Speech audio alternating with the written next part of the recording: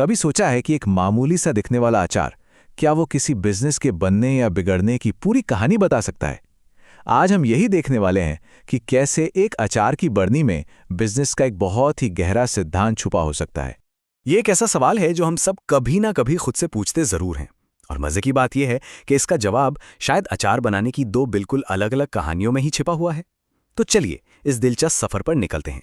आज हमारे सामने प्रोडक्ट एक ही है, अचार, लेकिन इसे बनाने वाले दो परिवार हैं जिनके रास्ते और मंजिलें एकदम अलग हैं, और उनकी यही यात्रा हमें बिजनेस का एक बेहद जरूरी सबक सिखाने वाली है। तो हमारी पहली कहानी है श्रद्धा की, एक ऐसी महिला जिसने बिजनेस शुरू करने का फैसला किसी जुनून की वजह से नहीं बल्कि जलन और एक तरह के सामाजिक दबाव में आकर लिया।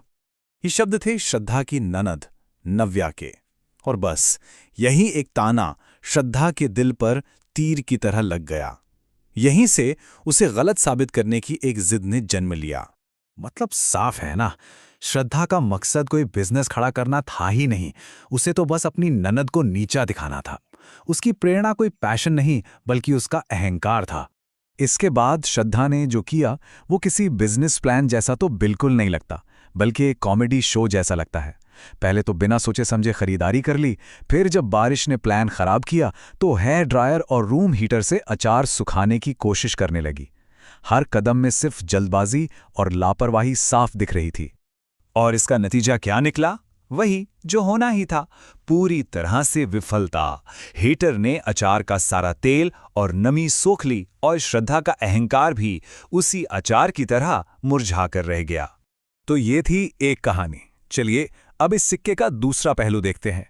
मिलते हैं अमृता और उनकी बहू अंकिता से, जिनकी कहानी की नींव प्यार, परंपरा और जरूरत पर टिकी थी। देखिए, उनके लिए अचार बनाना सिर्फ एक काम या हॉबी नहीं था, ये उनके परिवार की लाइफलाइन थी। एक ऐसा हुनर जो पीढ़ी दर पीढ़ी चला आ रहा था और अब उनके मुश्किल वक्त में उनका सबसे बड़ा सहारा था। अमृता ने बड़े ही प्यार से अपना सारा ज्ञान अंकिता को दिया, और अंकिता ने भी उतने ही जुनून और लगन से उसे सीखा। और यहीं पर श्रद्धा की उस जल्दबाजी और अंकिता के इस सब्र का फर्क बिल्कुल साफ नजर आता है।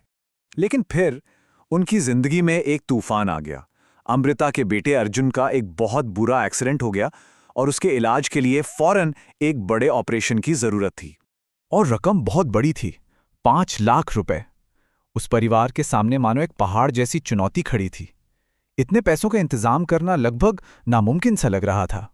और कहानी का सबसे दिलचस्प मोड़ यहीं आता है, जब घर में खाने को कुछ नहीं बचा था सिवाय अचार के मसाले के।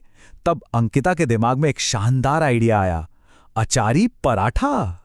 और वो अचारी पराठे इतने ज्यादा पसंद किए गए कि न सिर्फ अर्जुन के ऑपरेशन के लिए पैसे जमा हो गए, बल्कि उसी की नींव पर उन्होंने अपना एक छोटा सा होटल भी खड़ा कर लिया। सोचिए, उनकी मजबूत नींव ने ही उन्हें एक नई मंजिल तक पहुंचा दिया। तो अब जब हमने दोनों कहानियों को देख लिया है, आइए इनको आमने सामने रखकर देखते हैं कि आखिर इस सफलता और असफलता के पीछे असल में क्या छिपा था। अब जरा इस टेबल को देखिए। ये दोनों कहानियों का पूरा सार एक जगह ले आती है। एक तरफ प्रेरणा थी, अहंकार और ईर्ष्या, तो दूसरी तरफ थी अस्तित्व और जुनून की लड़ाई। एक का तरीका था जल्दबाजी से भरा, तो दूसरे का तरीका था अनुशासित।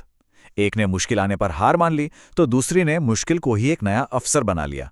और नतीजा वो तो हम सबके सामने ही है। तो इन दोनों कहानियों से आखिर सीख क्या मिलती है? वो कौन सा एक मूल सिद्धांत है जो दोनों के परिणामों को तय करता है? और वो सिद्धांत ये है कि आप कोई काम क्यों कर रहे हैं, यही तय करता है कि आप उसे कैसे करेंगे। श्रद्धा का क्यों अहंकार था, इसलिए उसका कैसे उतावला और विनाशकारी था। वहीं अंकिता का क्यों अपने परिवार का प्यार और उनका अस्तित्व था, इसलिए उसका कैसे रचनात्मक, अनुशासित और आखिर में सफल रहा। तो अगली बार जब भी कोई नया काम शुरू करने की सोचें तो खुद से ये सवाल जरूर पूछना कि क्या ये सिर्फ अहंकार को साबित करने की एक लड़ाई है, या इसके पीछे कोई मजबूत मकसद और जुनून है।